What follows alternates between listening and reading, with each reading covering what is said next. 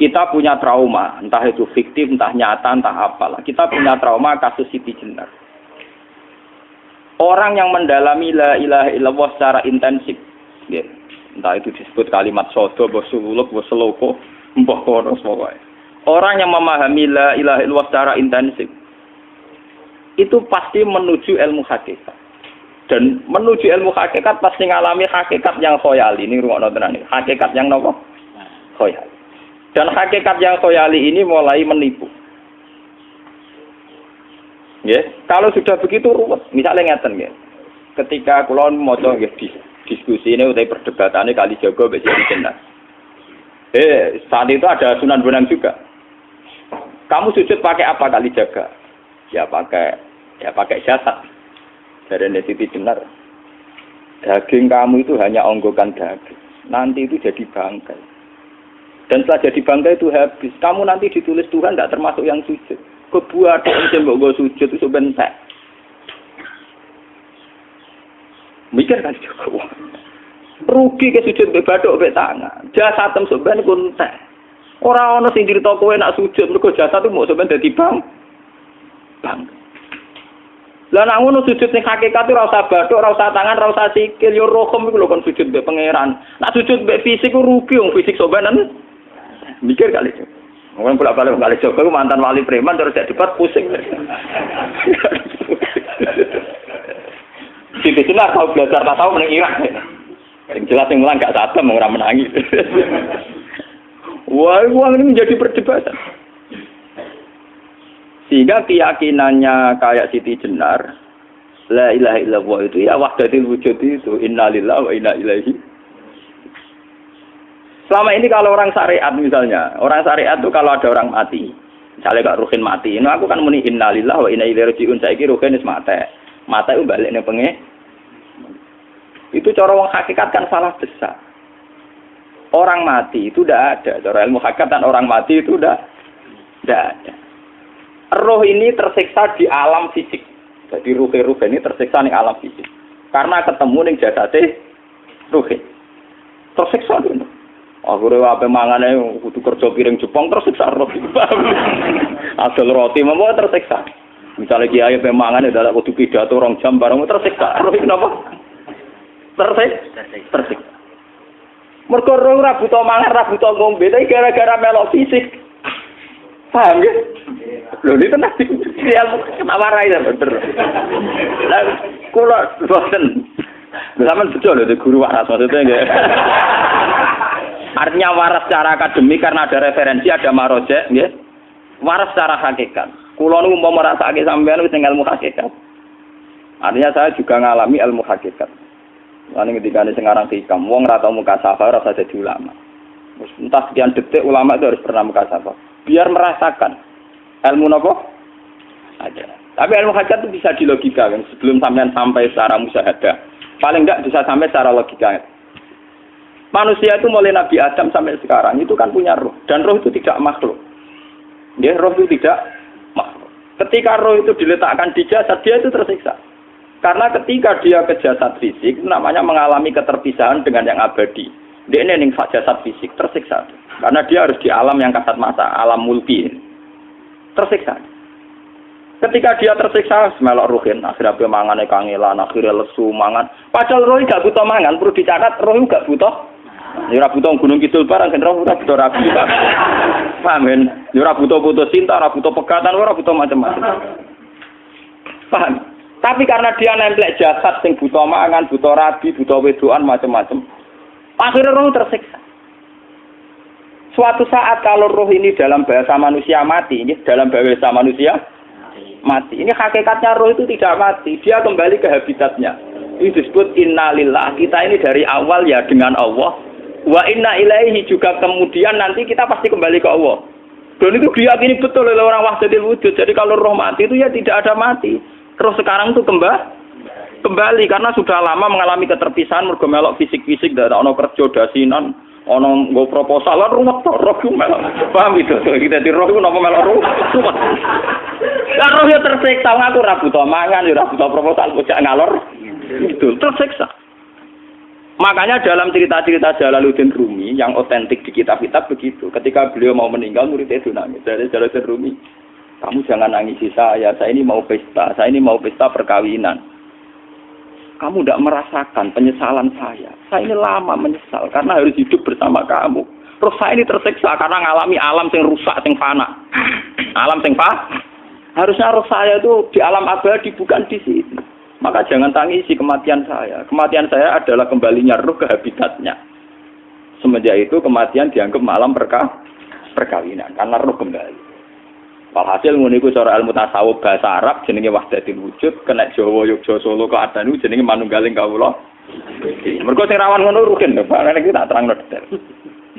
Dadi bathuk mesti iki buku sujud kan niku sampeyan ilang. Dadi seksine ora ono cara teorine sinten Siti? Rugi kowe. Jadi ya gento. Kali siapa mantan preman jak debat terus ora ngono mbok terus tak pateni kowe. Lah debat iki ora iso. Premane kumat. Ya ta preman jak debat ilmi. Ngono ku model. Kali Joko yo ora salah, dhisik sing dina Umar nggih ngoten. Umar sahabat top, lha sik debat atau milih patenane ya Rasulullah. Gak iso dene cek ilmiah. Mantar preman pasar rukat terus dadi sahabat top. Debat yang milih mate. Ada wonten cerita wong Yahudi njaluk keputusan Nabi. Bareng wis diputusno Nabi cek mamang. Ndak tenang keputusane ngono dalam sengketa duniawi. Bariku takok ya Ali. Ya Ali, aku mau sowan ning Nabi Muhammad. Dikai keputusan tapi mamang cara kowe pilih. Sampai Ali dikai keputusan persis kanjeng Nabi. Cek mamangane takok Umar. Takok Umar aku mau sing Muhammad, ning Ali dikai keputusan kok mamang, Mar. Cara kowe piye? Urusan dunya. Enteni iki. Entah dia melepuh buat apa? Uang diputus Nabi ora marah. Buat mati. Awe. Mereka mantan apa? Cara mantan intelektual atau intelektual kan ya wajar nggak uji kok percaya Nabi. Ya, kan bareng cara Ali ya gak percaya wis kandhani. Ora mesti cara Ali kan. Lah ora apa patene. Ya wajar wong Yahudi kok percaya Nabi, nek percaya ora situ Yahudi Muslim. Lah Ali situ Gustur. Lah Gustur ra beda piye tenang. Ali nyen ngoten watake ngoten. Nasibe padha. Ali itu ilmuwan yang jadi presiden gak sukses. Sing niru nggih Gustur. Mergo ning dinggo nek wong pinter mimpin ra sukses. Wong pinter gampang maklumi. Lah misalnya kita jadi kiai wong pinter, Pak Yai santri ini pacaran, maksud itu jangan langsung cawe itu, wah ruwet, terus malah dalil zinalina subuh syahwat minan, piye pondok tanpa pelaturan, paham ya, ruwet dah. Mana jogeman, di kiai pinter teman-teman itu jogeman, sing biasa, wae ono syariate sidik-sidik, sing kemana ono santri pacaran tersinggung, ono santri nakal tersinggung, sing ono rasane, lah dunia ono apa?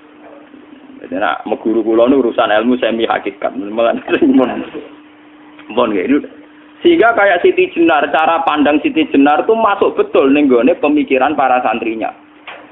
Kados Ki Ageng Pengging siapa masuk betul karena masuk akal. Cara mereka napa? Betapa ndak ada artinya fisik ini. Nah, kalau semua fisik ini ndak ada artinya, kemudian yang ada artinya itu roh, perjalanan apa? Perjalanan roh sehingga diartikan innalillah wa inna ilaihi raji'un. Inna sholati wa nusuki wa mahyaya wa mamati ku lillah. Lah kemudian sekarang sampean tak tanya misalnya ini latihan ilmu hakikat.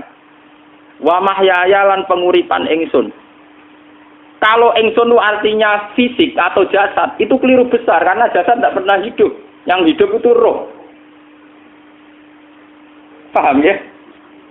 Sekarang artinya wama mati itu apa? Kematian ingsun. Kalau roh itu tidak pernah mati, berarti kematian roh adalah keterpisahan dengan yang agung atau yang abadi. Dan semuanya itu lillahi rabbil alamin. Sehingga mereka mengatakan kematian itu satu pesta. Mulane kados Bilal ditakoki, ya Bilal, ketika murid-muridnya nangis bergape mati, Bilal ge seneng ae. Godan nalqal ahibbah Muhammad dan wa hisbah. Ya, nak mati malah senang loh ketemu kekasihku. Sebab itu kematian tidak pernah jadi problem bagi mereka sing soleh, sing menembus ilmu hakikat. Paham? Tapi ilmu hakikat kayak ini itu yang diyakini Siti Jenar, diyakini Jalaluddin Rumi, diyakini para wali-wali wahdatul wujud. Dulu Syekh Husain sinten Al-Halal. Itu kemudian melahirkan prahara syariat. Prahara apa? Syariat. Sebab itu Wali Songo, oke Siti Jenar benar dalam filosofinya, tapi harus dibunuh. Karena menjadi prahara syariat. Sama dengan yang dikatakan Nabi itu benar, tapi menjadi prahara syariat. Akhirnya disomasi oleh Umar radhiyallahu anhu. Jadi sebetulnya sama, pola-pola ceritanya sama. Intinya sebuah ilmu hakikat harus dikawal napa? Syariat. Nggih kula bolak-balik, contoh paling gampang wit pisang. Wong nak mangan gedang kulitnya tetap dibuang. Tapi umpama gedang dari awal ora usah kulit, terus itu dadi gedang. Paham nggih? Meskipun kon ape dipangan ya dibuang. Tapi kita tidak bisa membayangkan pisang dari awal tanpa napa? Mbah kekeringan, mbah bosok, mbah ra sida dadi napa? Pisang. Terus pentingnya syariat lagi begini, gitu. Malah penting ngaji wali-wali syariat yang pinter kados Sunan Kudus, kados Sunan Bonang. Andai kan tidak ada syariat itu dunia pun mesti rusak. Contoh paling gampang masalah pornografi, porno aksi. Jadi jenar aja omongi ngono ibu ngakak-ngakak deh. Dari pangeran wis pirsa, kowe nek klambi pangeran ora tem ora ya ora usah klambenan. Wong ora ana gunane. Kalau yang paling penting itu nazarullah, kenapa kowe klambenan barang? Wong kowe klambenan ora pangeran tetep pirsa. Nyatane si jenar nak mulang nggih coba klambenan nang intine napa? Dinya ada nabi Sunan Bonang. Nah, kowe percaya kabeh nazarullah ora usah napa? Klambenan. Tetapi teori ora usah klambenan iki dinggo tenan. Mulane nek pas do wiridan aliran sesat ciri utama. Kira klambenan tenan. Lah ruwet to. Lho iki tenan iki cerita. Iki pentingnya ngaji nggih. Ben sampean ngerti variasi riwayat kemudian kita orang syariat harus kayak apa, kemudian kenapa menjadi aliran wahdatil wujud. Lah terus kita-kita ini kan orang syariat. Memang kelemahan orang syariat itu akeh kok sampean-sampean siji mesti ra kramat. Modele ora di duwe bingung, ruwet. Urip wong syariat lho apa? Dineng bojo wedi, dineng tangga wedi, pengaruhe menurun. Pancen orang syariat itu banyak kriminal tauhidnya itu memang jelas. Malah kiai-kiai fikih nak ketemu kiai-kiai sing setengah jadah wedi mergo iso nebak atine. Dene meriang langsung. Sing kiai ora tau salat keramat padahal ngambungan wong. Sing dina salat pas waktu kok ora tau keramat. Wong ape buah utang tanggane keramat apane? Sing kono ngawur-ngawur sowan pirang. Meriang mulai wong syariat ngadepi wong hakikat napa? Mulane jogeman dadi wong syariat sing ngene iku bahaya. Nah kula mboten ngarah. Sampai dadi wong syariat sing ra keramat. Bahaya sekali itu bagi perjalanan agama. Kalau sering ketemu kiai-kiai yang terkenal keramat di Juwaduk tiang-tiang hakikat. Ditantang kanca-kanca kula wani, nah tantang aku tetep rawani kok. Mikir deh. Karena orang yang sama-sama ke jalur hakikat tetap punya alamat, tetap wonten sima hum fi wujhi min asaris. Cara pandangnya mesti sama.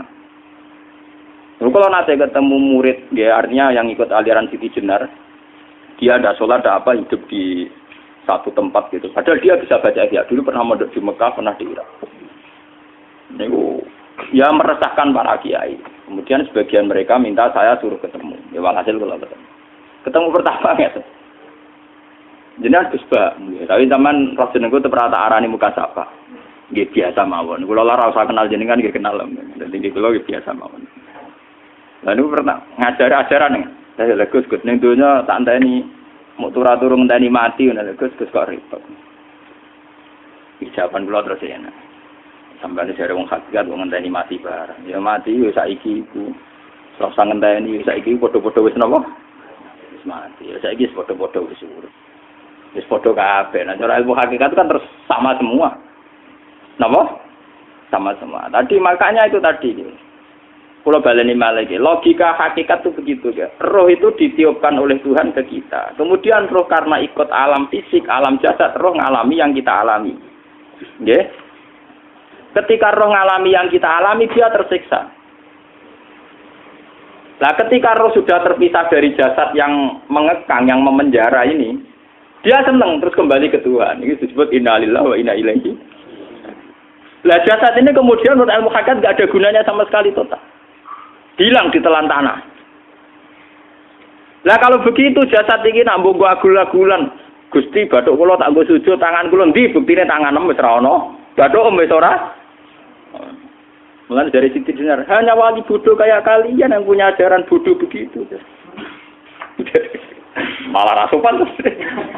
Mulane Sunan Kalijaga semangat kon mateni mergo tambah omongane glodro dindi. Tapi yang enggak disadari Siti Jenar yaitu tadi. Inti dari ilmu hakikat itu kan tunduk sama kersane Tuhan. Kalau sudah tunduk pada kersane Tuhan, kalau kersane Tuhan roh kita harus di jasad. Dan wujud jasad kita ini juga karena kehendak Tuhan. Kenapa yang wujudnya jasad yang karena kehendak Tuhan engkau ingkari? Sementara wujudnya roh tidak kamu ingkari. Toh wujudnya jasad ya bi iradatillah wa bi masyiatillah. Wujudnya roh ya bi wujudit bi masyiatillah wa ira. Harusnya fungsi jasad juga harus kamu akui toh Siti Jenar. Wong sekarang kita punya jasad ya bukan karena kita, karena kehendak Allah. Kenapa kamu ingkari? Berarti kamu mengingkari kehendak meneng Siti Jenar.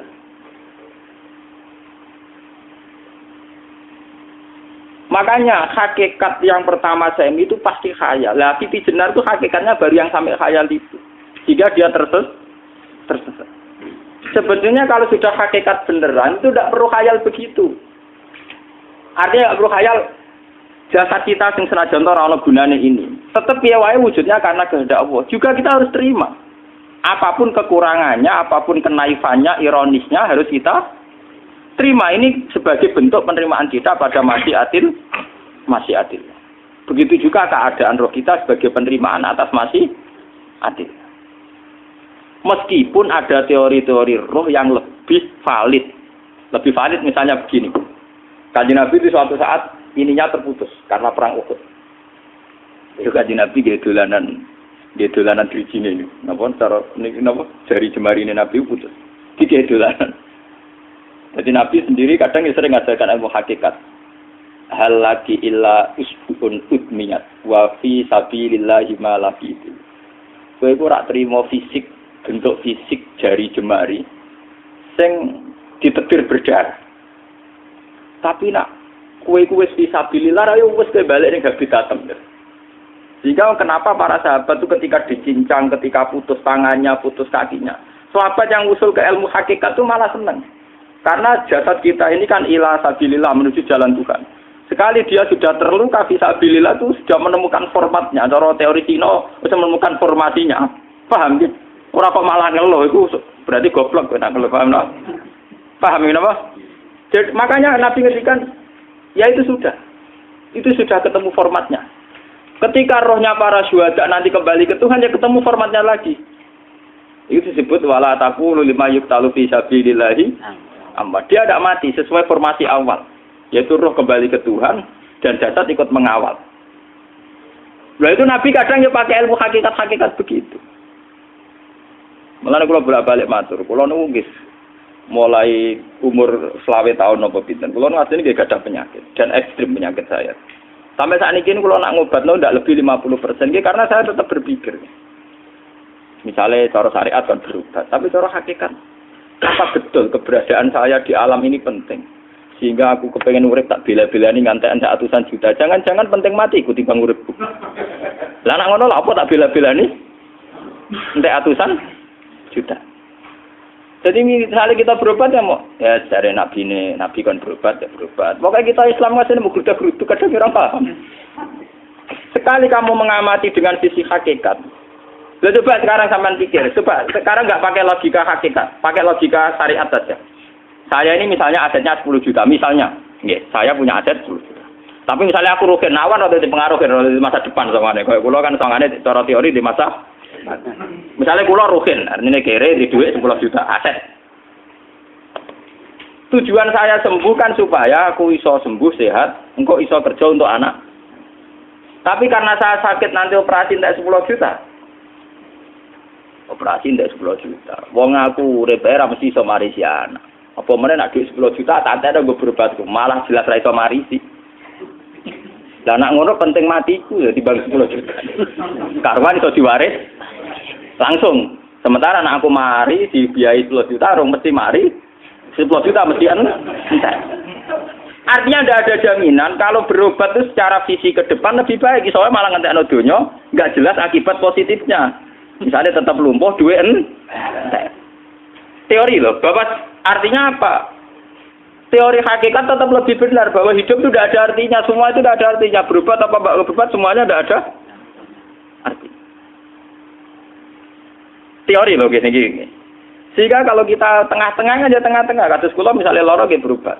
Gusti separuh kalau ngelakoni syariat, tapi sebagai kalau ulama fikih, separuh kalau lakoni apa? Jadi kalau tetap buatan ngarah obat 100%. Tapi orang ngarah berobat, orang kalau tiang apa? Syariat. Tapi memang faktanya itu begitu. Cara Kanjeng Nabi kadang Kanjeng Nabi berobat. Kadang Kanjeng Nabi wis nikine tercincang digeguyon. Wah lagi illa usbuun udwiyat. Ora kok driji sing gak melok-melok. Nah, bukti bahwa jasadnya begitu tidak penting. Kayak Sayyid Hamzah. Menurut Sayyid Hamzah nganggep wahyu bentone ra karuan. Kalau teori Siti Jenar itu benar, teori Jalaluddin Rumi benar. Benar teorinya lho, ora kok ra salate lho, nggih. Maksudnya kok nganut ra salate. Benar cara analisis roh. Ketika Sayyid Hamzah dinyatakan mati oleh manusia, oleh hukum manusia dinyatakan mati karena dia sudah tidak bergerak. Dalam teori hakikat kan rohnya Sayyid Hamzah sudah fi khawasili tuyurin khudrin. Rohnya sudah diambil Tuhan, tidak mati. Paham ya? Ketika rohnya Sayyid Hamzah sudah diambil, jasad ini sudah tidak punya rasa. Sekarang secara syariat kasat mata kita tahu, wong jasad nak diinfus, di sayat-sayat dioperasi ora krasa. Apa meneh saiki ruhe wis bisa. Lah ya jasad itu cek gampange, dioperasi dibius saja terus tidak kerasa. Apalagi rohnya sudah diambil. Lah saiki bayangkan, ketika Sayyid Hamzah itu sudah di atas, niku kira-kira delok wahsi ra wong bentuk. Lho wong kok baca igabus. Ketika jasad benar-benar tidak penting, kemudian jasadnya Sayyid Hamzah kan dicincang oleh wahsi. Ketika rohnya sudah diambil kan Hamzah tidak merasakan. Berarti Sayyid Hamzah guyu-guyu wahsi. Wahsi cek bentuk nih gabus dicincang. Paham ya? Lho niki tenan. Artinya ketika pandangan manusia iba kepada Sayyid Hamzah karena dicincang, dimutilasi oleh wahsi. Wahsi tidak mengalami Pak Sinten, Sayyid Hamzah tidak mengalami apa-apa karena rohnya sudah bersama Tuhan. Dan iso wae Sayyid Hamzah malah guyu-guyu wahsi. Cek gobloke. Gabus kok dicincang. Lah nak ngono rak mirip, makanya nggih. Dalam hal ini itu dalam teori roh itu sebetulnya Siti Jenar tidak sesat dalam teori roh. Tapi jangan katakan itu penemuannya Siti Jenar. Siti Jenar itu terlambat. Sebelum itu ada Husain Al-Khallas. Sebelum itu ada Jalaluddin Rumi. Sebelum itu juga ada sahabat, ada nabi. Cuma cara aplikasinya Siti Jenar melenceng. Jadi jangan katakan kok tak kampus-kampus. Iku pendapat Siti Jenar itu malah goblok meneh. Siti Jenar itu sanut, paham nggih maksud apa? Wis sanut. Nah, teori yang sama terjadi pada Yesus Kristus. Ketika Yesus misalnya secara lahir dicincang, dimutilasi, diapakan oleh orang Yahudi.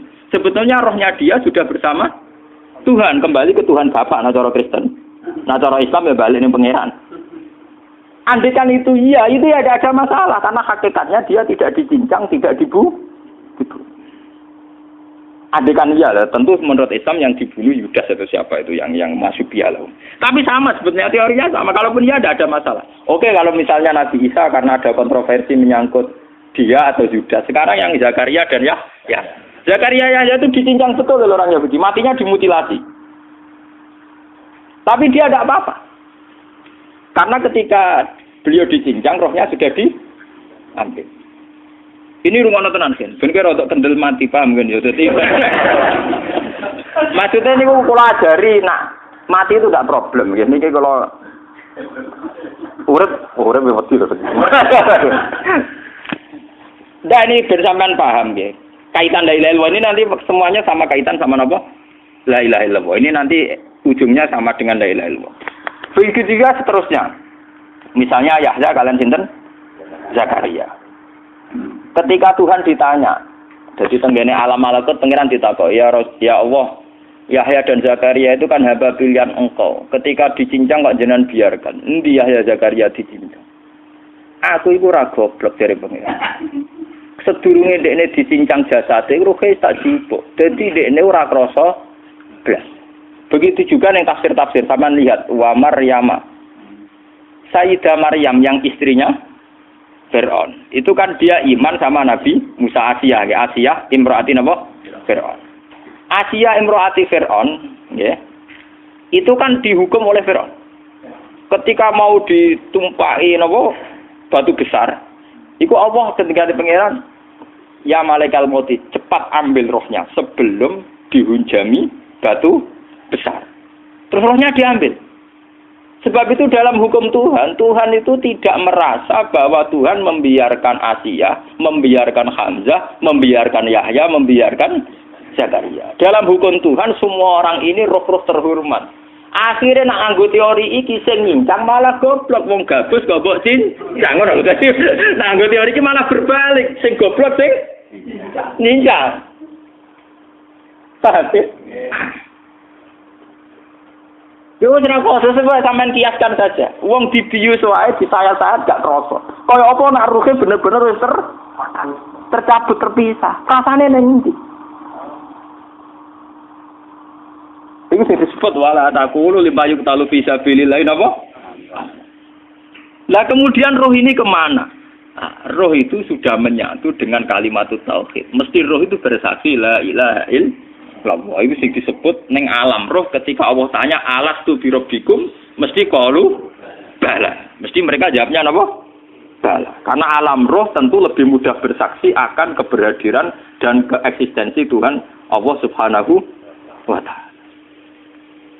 Paham ya ini zaman penting. Nah, ketika kalimat tauhid sudah menyatu kayak begini, itu mesti kalimat tauhid sing mesti langsung untuk swarga. Itu dimaksud Nabi mustaiqinan biha qalbu mukhlishon biha qalbu. Ati itu qalbu kan nggak bisa kamu artikan jantung atau liver kayak teori modern sekarang. Misalnya qalbun itu apa? Jadi kiai qalbun itu jantung. Nak ngono beda mek liver. Lah nek liver apa kabidun niku akal-akalan aja padha ora paham.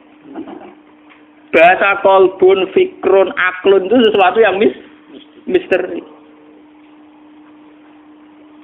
Roh ini kemudian dengan kalimat tauhid sudah menyatu disebut mukhlishon biha qalbu. Ada tingkat kemurnian hubungan roh dengan kalimat tauhid. Lah kalau begitu pasti dakhalal jannah. Karena tidak mungkin kalimat tauhid kok di neraka. Lah ini ngomong masalah-masalah hakikat. Wong sing gak tahu petualangan hakikat, momene sing sering bingung bakas duit, bayar kredit, utang jatuh tempo, ora usah melok mikir, utek wis entek go mikir duit.